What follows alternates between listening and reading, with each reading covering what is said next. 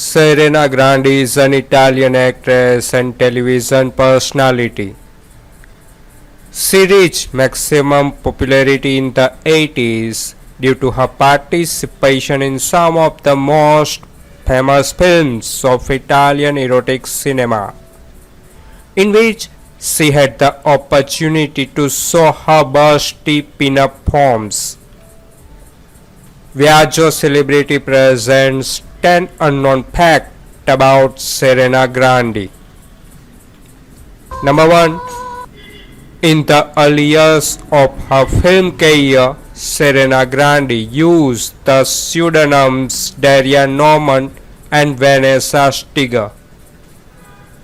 The surname Grandi, later adopted as part of his definitive stage name, was that of his maiden mother.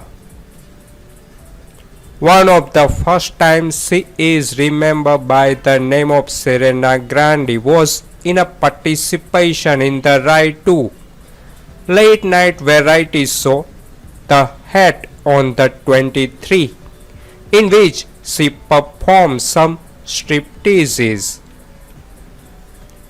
Number 2. In 1985, her meeting with the director Tinto Brass, who chose her as the protagonist of the erotic film Miranda, brought her notoriety and success. In the collective imagination, it became the icon of the homemade abundance of bursting shape. Number 3.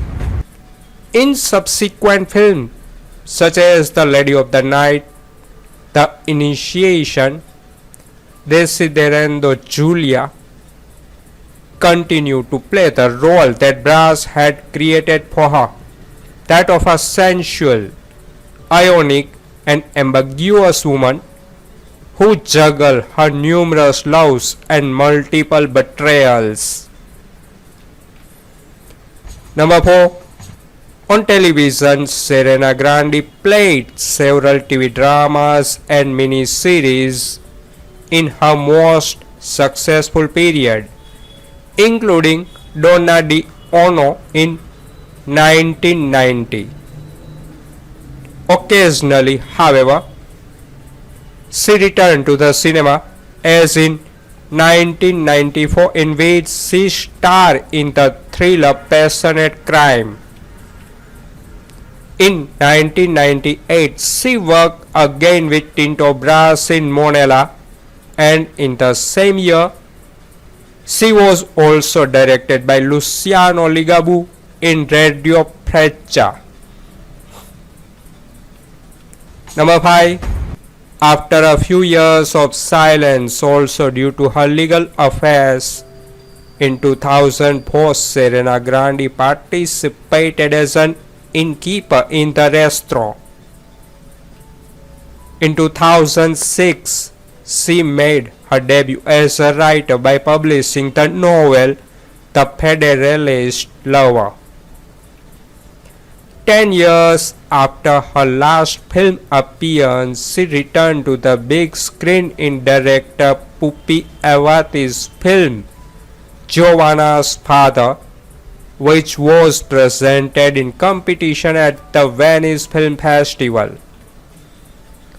Also in September 2008, she was in the cast of the television miniseries Una Madre.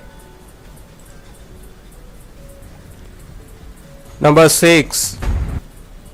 Through the 1980s, Grandi made nearly 20 films, mainly appearing in comedy all-Italiana and erotic films, but also starring in some horror films. In 1987, Lamberto Bava gave her the role of Gloria in his film Delirium. In the 1990s, Grandi started to break away from the spotlight. During this time, she focused her career on television series. Number 7. In 2010, Serena Grandi returned to work with Pupi Avati, who directed her in the film Una sconfinata youth, in which the actress played an affectionate aunt from Bologna who raised her young orphan nephew. To support this role, the actress had to gain weight and undergo heavy makeup to be aged. In 2013, Serena Grandi returned to the big screen with the film The Great Beauty, a film which won the Oscar for Best Foreign Film. In 2017, she took part as a competitor in the reality show Big Brother VIP. Number 8. In 2021, Serena Grandi returned to work with Pupi Avati in the film She Speak to Me Again, and in 2022 she is in the cast of El di Trova del Mar by Carlo Alberto Biazzi.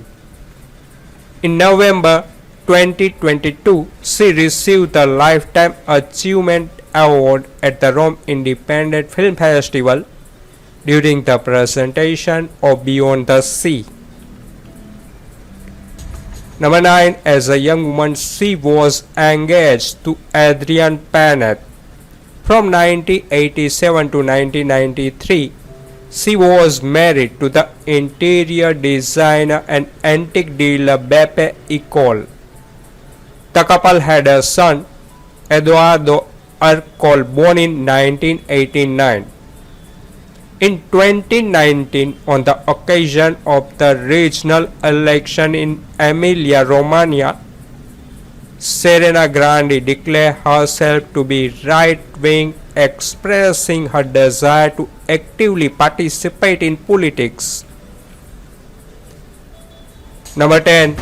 In 2003, Serena Grandi was arrested and found to be involved in a drug affair, accused of possession and dealing of cocaine. Grandi admitted that the purchase of drug in minimal quantities was intended for personal use and partly to be used in group meetings. In 2011, she was compensated by the state with 60,000 euros for the unjust detention.